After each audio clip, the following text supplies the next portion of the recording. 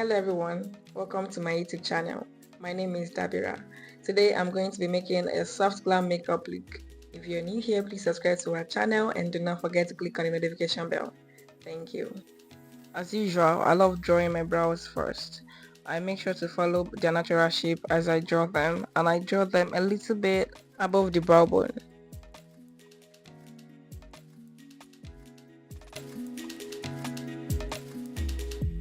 I fill them in by drawing light upward strokes, so that keeps them looking natural.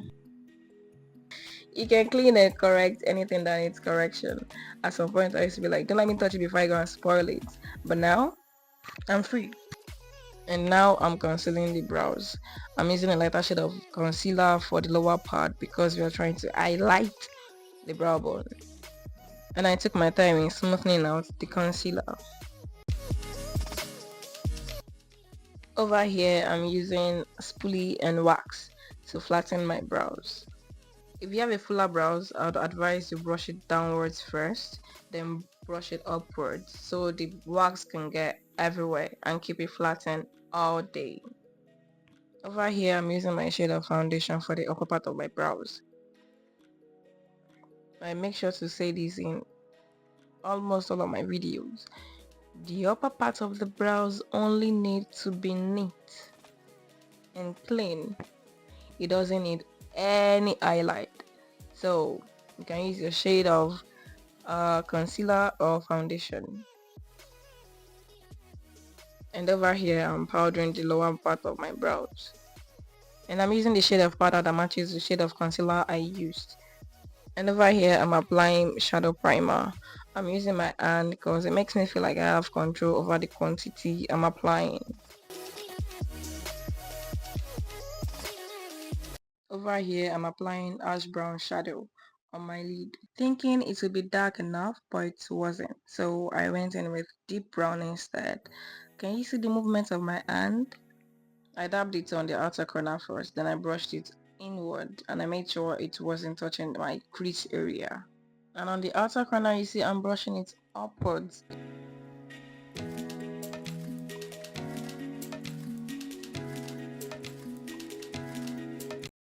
Over here I'm going in with a smaller brush to darken the crease area and the liner area.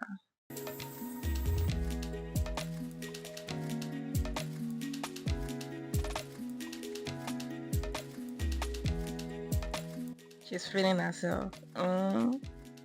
Over here I'm cleaning the shadow that got on the crease area. I don't like putting my primer on my shadow. I'm applying primer on my crease area. I'm cutting the crease as smooth as possible. And I'm going to be blending it out to avoid the shadow going cakey.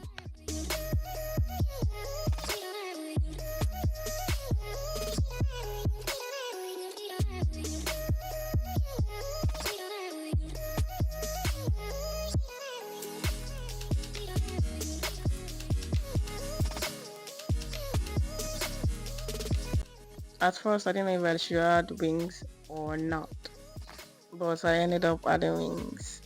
It became the center of attention for the whole look. Just make sure you stay to the end to see the result.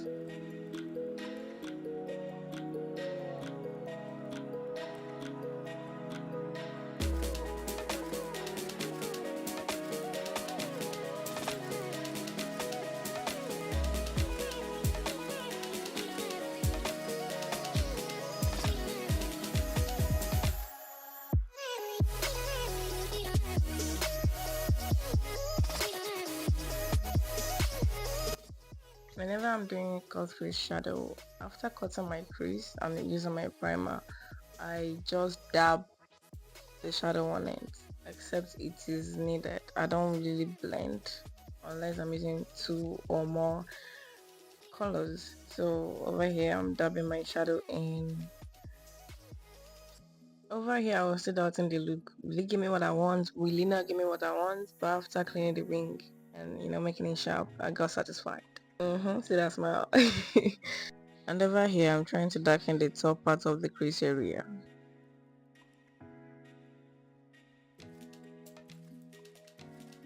Now I'm done with the shadow. Next is the face. Over here I'm applying my foundation and I'm blending it in. I don't know if it is a general knowledge, but I've seen people, trust me, I've seen people using beauty blender without putting it in water first. Not like it has to be dripping water, but it has to be wet. And I was shocked because how are you guys using it without it being soft? Because when the beauty blender is not wet, it is kind of hard in a way and it just doesn't feel right, honestly. So that's my tip. Over here I'm applying my concealer on my T-zone. I watched a video some time ago and I saw the way the lady applied the concealer on her face, and I was just curious, what is the work of this particular pattern? Then yeah, from this video I found out it is going to like help the contour a little bit. Like the lower part of the contour is highlighted, then the contour is going to add more depth by the time you're done with it. So over here I'm blending, and I make sure to blend upwards when I'm blending my under eye. I'm applying more concealer because I feel the under eye is not light enough for me.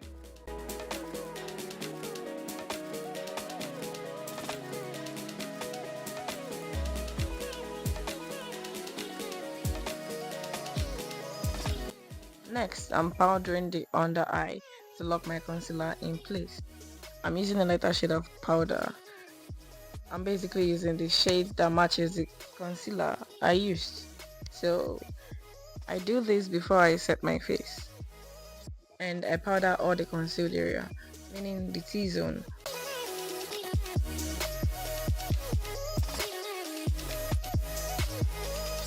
Over here I'm applying my contour. Can you see I'm applying it on my cheekbone, not under, not above, on my cheekbone, and I'm blending it in.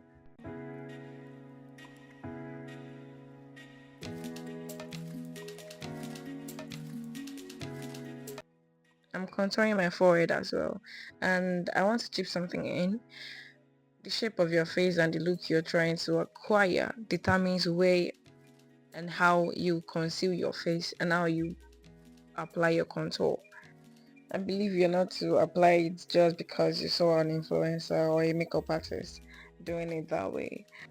The size of your forehead, the size of your nose, the definition of your jawline determines how and where you apply your contour.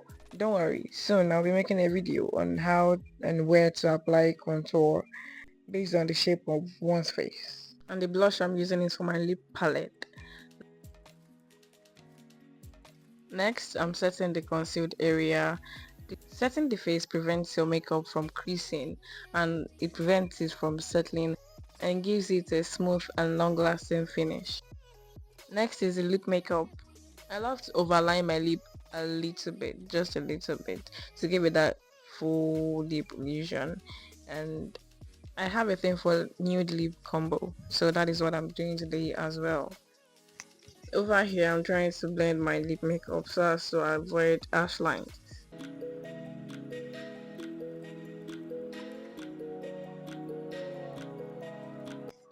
Over here I'm trying to dust my setting powder off my face.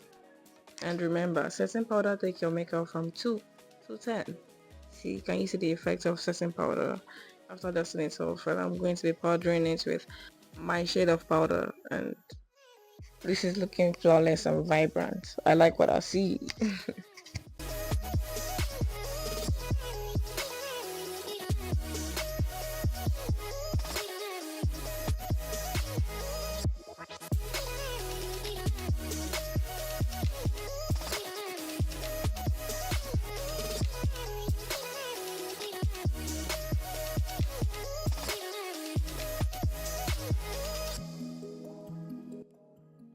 Over here I'm applying powder blush on my face, and my subscribers by now know I'm always scared of blush. It can easily go wrong. I don't want to end up looking like a clown, but yeah, I blended it out and I think it looked good. This process is called shaping. It is to get rid of any mistake that might have been made during the lip makeup, and I believe it makes overlining not obvious. I make sure to use concealer or foundation of my shade and blend well after. Next is liner. My hand is not shaking, but my lid is shaking. But I will not give up, and I did it well. I believe so. If I'll be using liner, I like it pronounced, not tiny. I'm lining my waterline. Lining the waterline make the eye pop differently. And for the finished touch, the highlighter. It adds glow to the makeup look and it brightens up the face.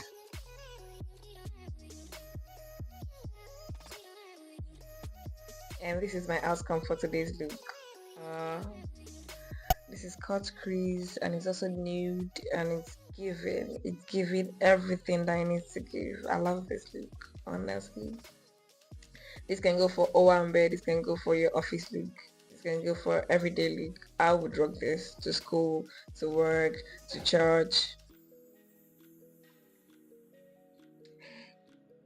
You know, giving cutesy and demure.